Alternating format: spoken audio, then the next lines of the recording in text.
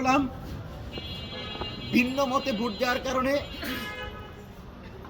জাতীয়তাবাদী দল বিএনপির বিরুদ্ধে অভিযোগ উঠেছে তারা নাকি এবং প্রমাণও এসেছে যে তারা বিভিন্ন জায়গায় শাপলাকলিতে ভোট দেওয়ার কারণে দাঁড়িপাল্লায় ভোট দেওয়ার কারণে আক্রমণ করছে। আমরা আপনাদেরকে স্পষ্ট ভাষায় বলছি, 18 সালে দানের শীষে ভোট দেওয়ার কারণে এক মাকে দর্শন করা হয়েছিল। সেই আওয়ামী লীগের রীতিতে আবারও আপনারা যদি ফিরতে চান, বাংলাদেশে কিন্তু আপনাদেরকে 3 মাসও ক্ষমতায় রাখা হবে না।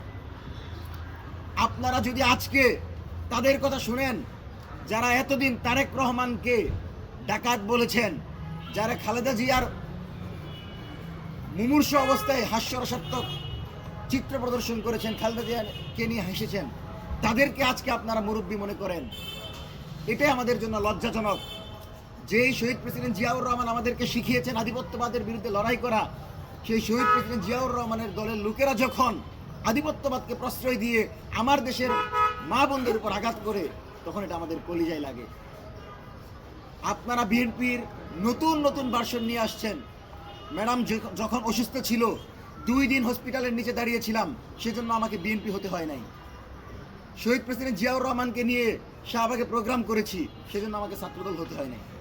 তো আমরা এমন একটা জায়গায় কাজ করতে চাই যেখানে বাংলাদেশের জনগণের প্রতিনিধি হয়ে, কামার কুমার জেলে চাষার প্রতিনিধি হয়ে এদেশের মেহনতি মানুষের অধিকার বাস্তবায়নে আমরা কথা বলে যাব। বাংলাদেশে কোনো রাজনৈতিক দলের এজেন্ডা বাস্তবায়নের লক্ষ্যে আমরা কাজ করি না। সেজন্য আমাদেরকে আপনার ট্যাগিং দেওয়ার চেষ্টা করবেন না। এবং নির্বাচনের পরবর্তীতে যে পরিবেশ হয়েছে, যথেষ্ট ধৈর্যের পরিচয় দিয়েছি, মাঠে আসি নাই। কিন্তু যখন আমার মায়ের উপর আঘাত হলো, আমার পাশে যিনি বসে আছেন, তাকে একটি দলে ভোট দেওয়ার কারণে তাকে হত্যাযোগ্য করে তোলা হয়েছে, তার উপর আঘাত করা হয়েছে, তার নাকে আঘাত আপনারা দেখতে পাচ্ছেন। তো একটা মার উপর যখন আঘাত আসে, একটা নারীর উপর যখন আঘাত আসে, তখন তো আমাদের মনে হয় যে এই ক্ষমতায় যেতে চাও এই দলকে ছাত্রলীগের মতো, আওয়ামী লীগের মতো যুগে আমাদেরকে প্রবেশ করাতে চাই। ছাত্রদলের রাকিব ভাইরা যখন শিবিরের ভাইদেরকে ইহুদি স্টাইল বলে, জামাতদেরকে ইহুদি স্টাইল বলে তাদেরকে রাজনীতি থেকে দূরে রাখতে চাই, তখন আমরা বলি এই ইহুদি স্টাইলের সাথে আপনারা রাজনীতি করেন নাই, মন্ত্রী পরিষদ ভাগাভাগি করে চালান নাই, তাহলে এখন তারা কেন ইহুদি স্টাইল হয়ে গেল? আপনারা যদি ইনান সাদ্দামের মতো ট্যাগিংয়ের রাজনীতি করতে চান, তাহলে বাংলাদেশের জনগণ কিন্তু সেটাকে উত্তর দেওয়ার অপেক্ষায় আছে। এদেশের জনগণ এইবার ভোটাধিকার প্রয়োগ করে, আপনি লক্ষ্য করেছেন মোট ভোটে কিন্তু কুটি যেটা হয়েছে, সেখানে বিএনপি জামাত একদম কাছাকাছি, লক্ষ্যে কিছুটা পার্থক্য হয়েছে। সুতরাং জনগণ যে ভোট দিয়েছে, আমার মনে হয় সমান সমান ভোট পড়েছে 2 দলেরই, এবং 2 দল বাংলাদেশের জনগণের আকাঙ্ক্ষা পূরণের জন্য যথেষ্ট ঐক্যবদ্ধ।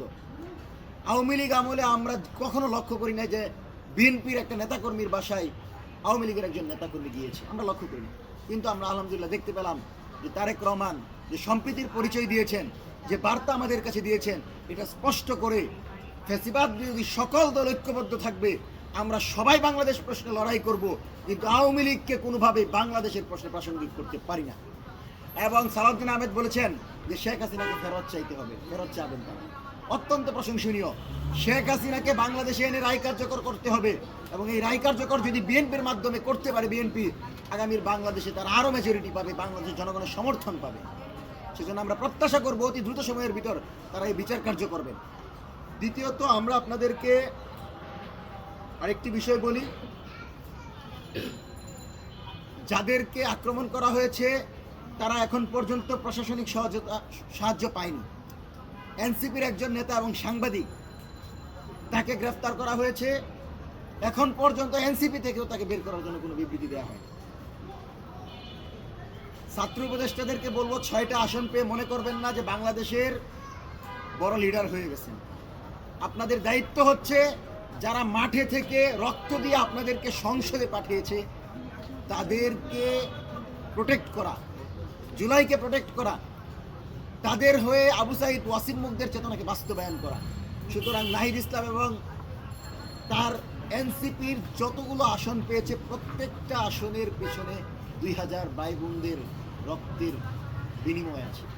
সেই 2000 ভাই বোনদের রক্তকে উপেক্ষা করে তাদের প্রতিনিধিরা গ্রেফতার হয়, আর আপনি একটি বিবৃতি দিতে পারেন না, এটা তো কাম্য না ভাই।